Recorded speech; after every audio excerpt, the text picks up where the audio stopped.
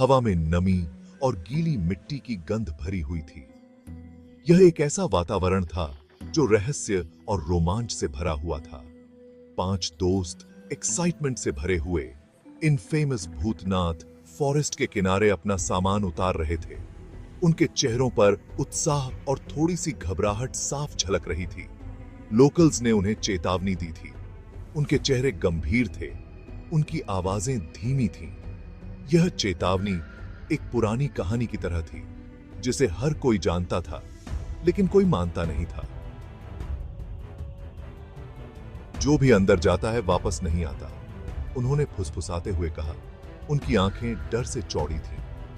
यह एक ऐसा डर था जो पीढ़ियों से चला आ रहा था, लेकिन ग्रुप, जवान और नासमझ उनकी वार्निंग्स को अंधविश्वासी बकवास समझकर हंस दिया। उनके लिए यह सिर्फ एक और कहानी थी जिसे वे अपने दोस्तों को सुनाकर हंस सकते थे। वे एडवेंचरस थे, अननोन के थ्रिल की ओर आकर्षित। उनके लिए यह एक मौका था कुछ नया और रोमांचक अनुभव करने का।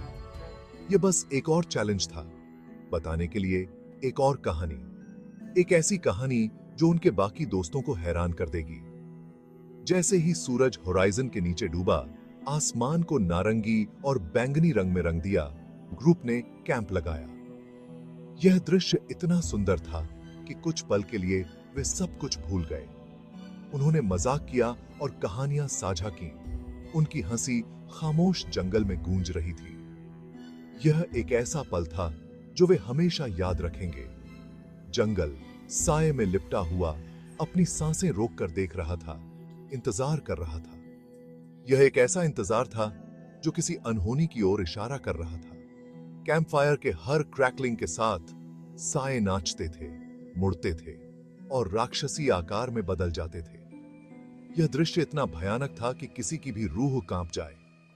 लेकिन दोस्त अपनी ही मौज मस्ती की दुनिया में खोए हुए बेखबर रहे। उनके लिए यह एक मजेदार रात थी जिसमें डर का कोई स्थान नहीं था। पहला तारा डार्कनिंग स्काई में चमकता था, इनक्रोचिंग डार्कनेस के खिलाफ प्रकाश का एक बीकन। यह तारा जैसे उन्हें किसी अनजानी मुसीबत से बचाने की कोशिश कर रहा था। जैसे जैसे रात गहरी होती गई, दोस्त आग के चारों ओर करीब आ गए। उनकी हंसी फीकी पड़ गई। अब उनके चेहरों पर एक अजीब सी गंभीरता थी। माया की रीढ़ की हड्डी में एक सिहरन दौड़ गई। अचानक ठंडक का एहसास हुआ जिसका ठंडी रात की हवा से कोई लेना देना नहीं था। यह एक ऐसा एहसास था जो उसे अंदर तक हिला गया। उसने घबराकर अपने दोस्तों की ओर देखा। उनके चेहरे टिमटिमाती लपटों से रोशन थे, लेकिन कुछ नहीं कहा। वह नहीं चाहती थी कि उसके दोस्त उसे डरपोक समझें। वह नहीं बनना चाहती थी जो हवा में भारी अनिश्चितता को स्वीकार करे। लेकिन उसके दिल में एक अजीब सा डर बैठ गया था। जैसे ही उनके कैंप फायर के आखिरी अंगारे बुझ गए, जंगल तरह तरह की आवाजों से जीवंत हो उठा। यह आवाजें जैसे उन्हें किसी अनजानी मुसीबत की ओर खींच रही थीं। पत्तों की सरसराहट, झिंगुरों की चहचहाहट, एक अकेले भेड़िए की दूर की आवाज। रात के सन्नाटे में सब कुछ बढ़ गया। यह आवाजें उनके दिलों में डर को और गहरा कर रही थीं। अपने तंबू में एक साथ हडल्ड, दोस्तों ने परेशान करने वाली आवाजों को इग्नोर करने की कोशिश की, लेकिन डर उनके दिलों में रेंगने लगा था। यह डर अब उनके चेहरों पर साफ झलक रहा था। तंबू की फ्लिम्सी नायलॉन की दीवारों के बाहर अंधेरे से एक धीमी गड़गड़ाहट गूंज उठी। यह गड़गड़ाहट धीरे धीरे बढ़ती गई, जैसे कोई अदृश्य शक्ति जंगल के भीतर जाग रही हो। दोस्तों ने अपनी सांस रोक रखी थी। उनके दिल उनकी छाती में जोर जोर से धड़क रहे थे। हर एक धड़कन के साथ डर और भी गहरा होता जा रहा था, जैसे कि अंधेरा उनके चारों ओर कसता जा रहा हो। गुर्राहट तेज होती गई, करीब आती गई, एक गटरल हंसी में बदल गई, जिससे उनकी रीढ़ की हड्डी में सिहरन दौड़ गई। यह हंसी किसी इंसान की नहीं लग रही थी, बल्कि किसी दुष्ट आत्मा की थी जो उन्हें डराने के लिए आई हो। हंसी हर जगह से और कहीं से भी एक साथ आती हुई प्रतीत हो रही थी। उनके चारों ओर एक मेलेवलेंट हवा की तरह घूम रही थी। यह हवा इतनी ठंडी थी कि उनके शरीर में कंपी दौड़ गई। यह सिर्फ एक लकड़बग्घा है, राज ने फुसफुसाते हुए कहा। बहादुरी के प्रयास के बावजूद उसकी आवाज कांप रही थी, लेकिन उसकी आंखों में डर साफ झलक रहा था। लेकिन उसकी बातों से दूसरों को कोई सुकून नहीं मिला। वे जानते थे कि यह कुछ और ही था, कुछ बहुत ही भयानक। हंसी जारी रही, रिलेंटलेस, मॉकिंग, उन पर टेरर की लहरें बरसाती रहीं। यह हंसी उनके दिलों में डर के बीज बो रही थी, जो धीरे धीरे बढ़ते जा रहे थे। वे करीब आ गए, उनके शरीर डर से सख्त हो गए, क्योंकि हंसी जंगल में गूंज रही थी। उन वार्निंग्स की एक चिलिंग याद दिलाती थी, जिन्हें उन्होंने इतनी मूर्खतापूर्ण तरीके से इग्नोर किया था। यह हंसी उन्हें याद दिला रही थी कि उन्होंने कितनी बड़ी गलती की थी। हंसी अचानक बंद हो गई। एक भयानक सन्नाटा छा गया, जो किसी तरह ध्वनि से भी अधिक भयानक था। यह सन्नाटा इतना गहरा था कि वे अपनी ही सांसों की आवाज सुन सकते थे। दोस्त अभी भी अपनी सांस रोककर अपने ही दिलों की धड़कन के ऊपर कुछ भी सुनने के लिए दबाव डाल रहे थे। वे हर छोटी से छोटी आवाज को सुनने की कोशिश कर रहे थे, यह जानने के लिए कि अगला खतरा कहां से आएगा।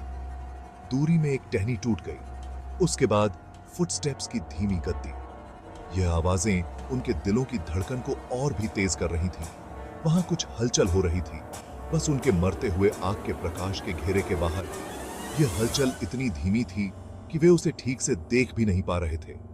फिर एक फुसफुसाहट, बमुश्किल श्रव्य लेकिन द्वेष से भरी हुई, उनके कानों तक पहुंची। यह फुसफुसाहट इतनी धीमी थी कि वे उसे ठीक से समझ भी नहीं पा रहे थे। आपको यहां नहीं आना चाहिए था। ये शब्द उनके दिलों में डर की एक नई लहर पैदा कर रहे थे। आवाज ठंडी और तेज बर्फ के टुकड़ों की तरह उनके दिमाग में रेंगती हुई प्रतीत होती थी। डर के बीज बो रही थी, जो पूर्ण आतंक में खिल गए थे। यह आवाज उनके दिमाग में गूंज रही थी, उन्हें और भी डराने के लिए। दोस्त एक साथ हडल्ड, उनकी आंखें डर से चौड़ी थीं, उनके शरीर बेकाबू होकर कांप रहे थे। वे एक दूसरे के करीब आ गए थे, जैसे कि एक दूसरे से ताकत पाने की कोशिश कर रहे हों। वे फंस गए थे, शिकार किए गए थे। अनसीन टेरर से बचने के लिए कोई जगह नहीं थी जिसने उन्हें घेर लिया था। यह डर उन्हें हर तरफ से घेर रहा था और वे इससे बचने का कोई रास्ता नहीं देख पा रहे थे।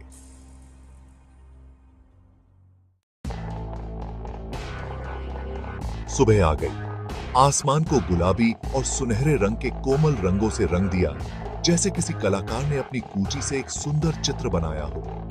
लेकिन इसने भयभीत दोस्तों को थोड़ा आराम दिया। उनकी आंखों में रात की घटनाओं की छाया अभी भी तैर रही थी। पिछली रात की घटनाएं हवा में भारी पड़ी थीं, जैसे कोई अदृश्य बोझ उनके कंधों पर लदा हो। जंगल के सायों में छिपे खतरे की एक भयानक याद दिलाती थी। हर कोने में छिपी अनजानी भयावहता का एहसास उन्हें सता रहा था। वे अपने तंबू से बाहर निकले। उनके कदम धीमे और सावधान थे। उनके चेहरे पीले पड़ गए, जैसे किसी ने उनकी आत्मा को चूस लिया हो। उनकी आंखें जंगल में अनसीन टेरर के किसी भी संकेत के लिए खोज रही थीं, जो उनकी रात को स्तिखियोमेनो कर चुका था। विक्रम कहां है? यह सवाल उनके दिमाग में गूंज रहा था। प्रिया की आवाज दहशत से तेज, तनावपूर्ण सन्नाटे को चीरती हुई। दोस्तों ने इधर उधर देखा। उनकी आंखों में डर और चिंता साफ झलक रही थी। उनके दिल डूब गए, क्योंकि उन्होंने महसूस किया कि वह सही कह रही है। विक्रम सचमुच गायब था। विक्रम, उनका जोकर, उनके समूह की जान, चला गया था। उन्होंने उसका नाम पुकारा। उनकी आवाजों में हताशा और डर था। उनकी आवाजें खामोश जंगल में खाली गूंज रही थीं, जैसे जंगल ने उनकी पुकारों को निगल लिया हो। लेकिन कोई प्रतिक्रिया नहीं हुई, केवल सन्नाटा और अकेलापन। पत्तों की सरसराहट और पक्षियों की चहचहाहट ने ही उनकी हताश पुकारों का जवाब दिया। यह आवाजें भी अब उन्हें डरावनी लगने लगी थी। अपने लापता दोस्त की तलाश में ग्रुप में दहशत फैल गई। हर कोई एक दूसरे की ओर देख रहा था। जैसे कोई समाधान खोजने की कोशिश कर रहा हो। वे अंडरग्राउंड से होकर गुजरे। उनके कदम तेज और अनिश्चित थे। उनकी निगाहें घने पत्तों को स्कैन कर रही थीं। हर छाया में विक्रम का चेहरा खोज रही थी, विक्रम के किसी भी संकेत के लिए। हर पेड़, हर झाड़ी अब एक संभावित सुराग बन गई थी। जंगल, जो कभी रोमांच की जगह थी, अब एक खतरनाक भूल भुलैया जैसा लग रहा था, जैसे हर मोड़ पर कोई नया खतरा छिपा हो। इसके रहस्य पत्तों और सायों की छतरी के नीचे छिपे हुए थे। हर छाया में एक नई कहानी छिपी थी। पत्तों की हर सरसराहट, टहनी का हर टूटना उनके दिलों में दहशत की एक नई लहर दौड़ा देता था। हर आवाज अब एक चेतावनी बन गई थी। उनके दिलों में दहशत की एक नई लहर दौड़ा देता था। हर आवाज अब एक चेतावनी बन गई थी। फिर वे इसे मिल गए, एक सुराग जो उनके डर को और बढ़ा देगा। एक पैर का निशान, किसी भी इंसान के पैर से बड़ा, नरम धरती पर अंकित है। यह निशान किसी अज्ञात प्राणी का था। पंजे की तरह पैर की उंगलियां लंबी और नुकीली थीं, जैसे किसी जानवर के हों, और प्रिंट खुद ही गहरा था, जैसे किसी अविश्वसनीय रूप से भारी चीज से बना हो। यह निशान उनके डर को और बढ़ा रहा था, जैसे किसी अविश्वसनीय रूप से भारी चीज से बना हो। यह निशान उनके डर को और बढ़ा रहा था। इसके बगल में अजीब प्रतीकों का एक निशान पास के एक पेड़ की छाल में उकेरा गया था, जैसे किसी ने जानबूझकर उन्हें डराने के लिए बनाया हो। उनके आतंक का मजाक उड़ाता हुआ प्रतीत हो रहा था। प्रतीक अपरिचित, प्राचीन थे, जैसे किसी पुरानी सभ्यता के हों, और उनमें खतरे की आभा फैली हुई थी, जिससे उनकी रीढ़ की हड्डी में सिहरन दौड़ गई। यह प्रतीक उनके लिए एक चेतावनी थे।